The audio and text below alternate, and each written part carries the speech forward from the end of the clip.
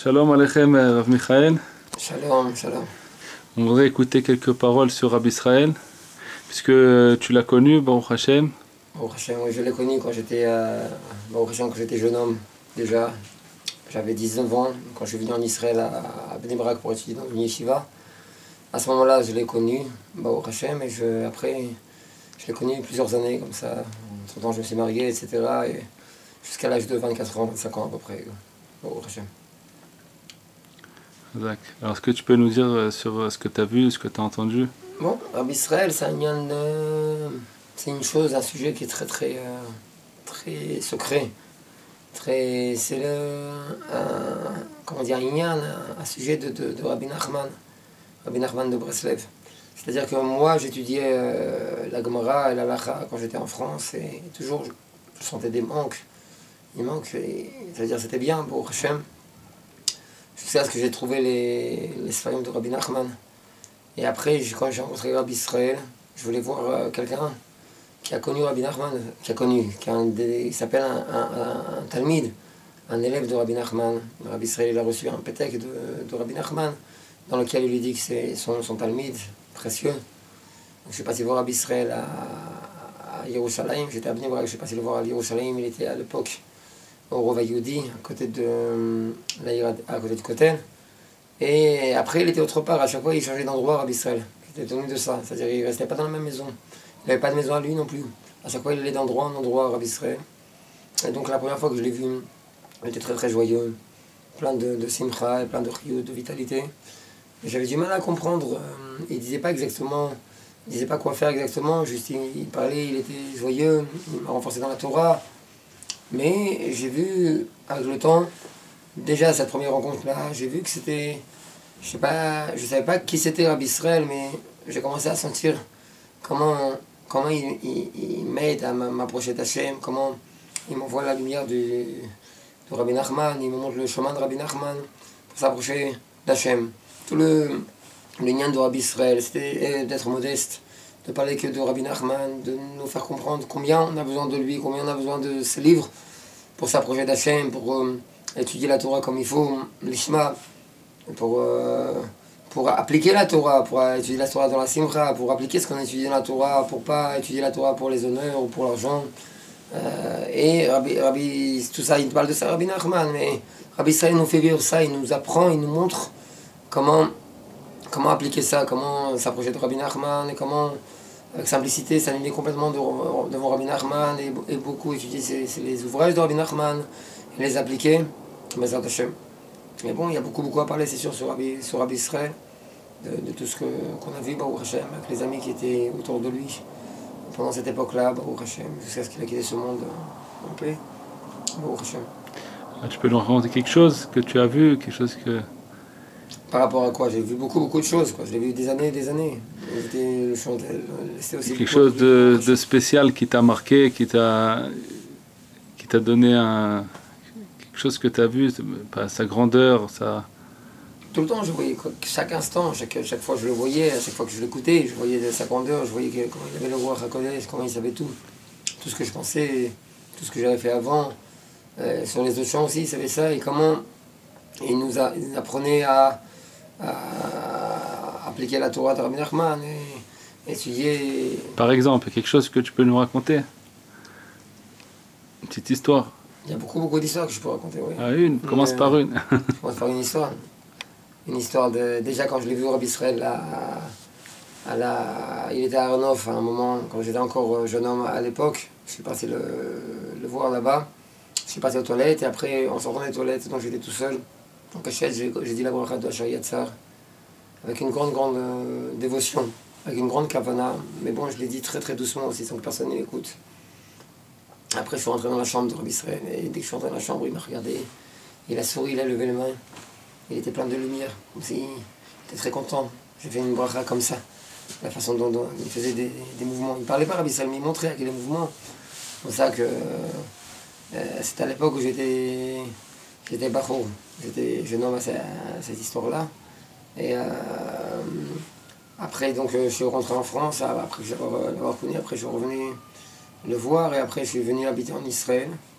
Et donc il était pour que je rentre dans une yeshiva ici en Israël. Je suis rentré dans une yeshiva en Israël. Et à chaque fois, alors, donc, je venais le voir. Et donc, je lui posais des questions, il me répondait comment se comporter, donc comment s'appelait Hachem. Et il y avait beaucoup de périodes aussi, que Baruch Hachem, où je dormais avec lui, je restais avec lui. Et bon, pour parler avec lui, pour le servir, Baruch Hachem. Et je ne l'ai pas connu à l'époque où il était jeune, Rabbi Israël, c'est-à-dire à l'époque où, en vérité, il a dit que ça n'en sait rien sur lui. Même à l'époque où les gens l'ont connu, quand il était jeune, il faisait une avodat Hachem qui était extrême, c'était des choses qu'on ne pouvait pas parler, qu'on ne peut pas... Par exemple, il y a une des histoires, on a parlé de ça, il était avec Rabbi Israël Cordonneur une fois à Tzfat avec son rab. Et ils sont partis à Méron, pardon. Et là-bas, alors ils ont fait avodat Hachem. Après, il a dit à Rabbi Israël Cordonneur qu'il a faim, qu'il veut manger. Si on peut rentrer à Tzfat pour manger, parce qu'il n'a pas mangé ici. Et Rabbi Israël Cordonneur, il a dit, le corps, il peut rester, il peut vivre 3 jours sans manger. On va rester ici 3 jours, à Saver Hachem. Après 3 jours, ça n'a pas de quoi manger. Alors on rentrera à Tzfat. Et comme ça, ils ont servi Hachem sans manger pendant 3 jours. Le 3e jour, il y a des femmes âgées qui sont venues, ils ont fait du pain, ils leur ont donné du pain. Comme ça, ils savaient Hachem. C'était la période-là, ou les périodes d'après aussi, où Rabbi Israël criait dans la tefila, il priait avec dévotion. Il y a un zaken qui a raconté comme ça à Méron qu'une fois, et à Méron, ils ont appelé à la police parce qu'ils ont entendu des cris énormes la nuit. Ils ne savaient pas ce que c'était. Après, il est parti voir là-bas chez Rabbi Elazar à Méron, dans le Kever de Rabbi Shimon Bar Yochai. Il a vu que c'était Rabbi Israël qui disait Tikkun HaKlali, ces cris-là. Alors il est parti lui-même voir la police qui sont venus pour leur dire non, c'est un juif qui prie. Donc ils sont repartis à la police, mais c'était des avodat Hachem qu'on ne peut pas parler. Et malgré tout, on ne sait rien sur lui, il a dit Rabbi Israël. Tout c'était en cachette en général, tout ce qu'il faisait. Moi, à l'époque où je l'ai connu, c'est pas cette époque-là, c'était l'époque où il était sur une chaise roulante. C'était l'époque où plutôt il s'occupait de nous répondre à nos questions et de nous dire comment ça va Hachem et de faire des tikkunim, des choses très très profondes pour nous et pour l'âme Israël. Et donc il y a beaucoup de quoi parler, quoi. En général, j'arrive à parler quand on me pose des questions pour... Par exemple, il était pour la Fatsa, pour qu'on diffuse le livre de Rabbi Nachman. C'était un grand écart, un grand essentiel envers lui, parce que les livres de Rabbi Nachman, grâce à eux, alors on peut faire tchouva, c'est-à-dire on a besoin des livres de Rabbi Nachman pour savoir Hachem, sincèrement. Toute la Géoula dépend de ça. Donc c'est sûr, c'est une très très grande mitzvah de diffuser ce livre afin que tout l'homme Israël fasse tchouva. Parce que pour faire tchouva, on a besoin de Rabbi Nachman. Il dit Rabbi Nachman dans les Torot que beaucoup ils veulent faire tchouva, mais très peu ils méritent de faire tchouva. Et Rabbi Nachman il nous enseigne comment faire tchouva. Une fois, il y a quelqu'un qui est rentré sur Rabbi Israël, il a dit Erzochin la cette tchouva, comment on mérite de faire tchouva. Rabbi Israël a dit Rabbi Nachman, avec chaque parole dans ses livres, il nous apprend comment faire tchouva. Donc on a besoin énormément des Sfarim, des livres de Rabbi Nachman pour faire tchouva. Et donc de ça on comprend l'importance de les diffuser afin que tout le monde y fasse tchouva par le fait qu'on ait étudié les livres de Rabbi Nachman. Parce que grâce aux livres de Rabbi Nachman, on apprend à savoir Hachem, comme on a parlé de ça sincèrement. Et grâce à ça on fait tchouva. Et grâce à ça alors le Mashiach il va venir, parce que le Mashiach il viendra avec la tchouva du Ham Israël, du peuple d'Israël. Et Rabbi Israël il voulait que même quelqu'un qui ne sait pas par exemple l'hébreu, il voulait qu'il étudie les livres aussi en hébreu, ou alors il peut se suffire rien qu'en français?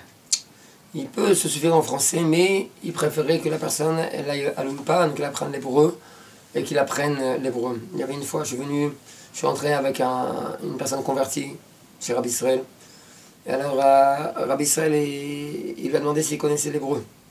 Alors il a dit qu'il ne connaissait pas l'hébreu. Alors il lui a dit tu dois faire abnégation de ta personne pour apprendre l'hébreu. Parce que le roi Kodesh de Rabbi Nachman, il est dans ses livres en hébreu. C'est bien qu'il y ait des livres qui sont traduits. C'est bien aussi, mais c'est pas le roi Kodesh, les préceptes de Rabbi Nachman. Les préceptes de Rabbi Nachman, c'est dans son langage. Donc la personne elle doit tout faire pour étudier les livres de Rabbi Nachman, l'écouter de Philot, et les livres dans son langage en hébreu. C'est pour ça qu'il a donc beaucoup poussé Rabbi Israël à ces personnes-là qui apprennent l'hébreu. Mamash qui, avec l'action de sa personne, qui fait tous les efforts qu'il faut pour cela, afin qu'il puisse s'approcher de Rabbi Nachman, qu'il puisse étudier les livres de Rabbi Nachman en hébreu.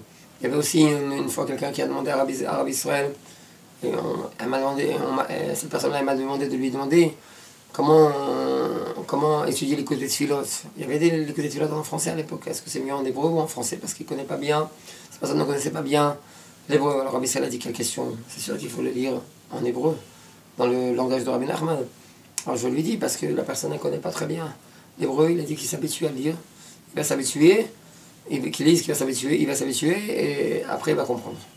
Il aime beaucoup, Rabbi Israël, d'étudier les sfarim de Rabbi Nachman en hébreu. Maintenant, celui qui ne connaît pas l'hébreu, il peut prendre les sfarim livres en français en attendant.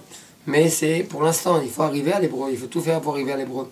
Le lachon de Rabbi Nachman, parce qu'on dit comme ça que le tzaddik de la génération, c'est-à-dire Rabbi Nachman, alors il nous trie le médamé, c'est-à-dire le côté d'imaginaire qu'on a chez nous, grâce auquel on le trie, on peut avoir la émouna, qui est la foi, qui est l'essentiel de la yadout, de la judaïcité. Elle dépend de ce bérour-là, de ce tri-là. Et ce tri-là, il se fait avec le rouar du tzaddik. Mais le rouar du tzaddik, il est dans son langage, dans ses livres. Donc on doit précisément étudier ces livres en hébreu. Maintenant c'est bien parce qu'on fait beaucoup, ils ont fait beaucoup maintenant des livres de Rabbi Nachman avec la traduction. Il y a d'un côté l'hébreu, d'un côté le français, mais c'est pour apprendre l'hébreu, pour arriver à l'hébreu l'essentiel, parce que l'essentiel c'est d'étudier ces livres en hébreu. Et Rabbi Israël, il poussait les gens à venir habiter en Israël, à faire leur alia, ou alors pas forcément? Rabbi Israël, il poussait à tout ce qu'il a dit Rabbi Nachman. Rabbi Israël, sa parole c'est Rabbi Nachman, tout ce qu'il dit Rabbi Nachman, il disait de le faire. Et Rabbi Nachman, il a dit dans les livres que chaque juif il a le devoir de venir habiter en Israël. Donc Rabbi Israël, il poussait beaucoup, tout le monde à venir en Israël, et beaucoup de Français, Baruch Hashem, de mon époque, qui sont venus en Israël grâce aux paroles de Rabbi Israël. Des gens qui avaient de l'argent, des gens qui avaient une situation, ils ont tout jeté. Ils sont venus, il y en a même qui sont venus ici, vivre dans la pauvreté, pour habiter en Israël. Et je peux raconter aussi une belle histoire qu'il y avait avec moi aussi. Quand j'étais jeune homme, j'étais dans un collègue donc en France, et j'étais aussi chazan en France. Et Rabbi Israël m'a dit donc de venir en Israël. Et je lui ai dit, mais comment je vais venir en Israël? Je n'ai pas d'argent, je ne sais pas où je vais aller. Alors il m'a dit, il faut prier. Rabbi Israël nous poussait beaucoup à aller dans le chemin de Rabbi Nachman, c'est-à-dire de prier pour chaque chose.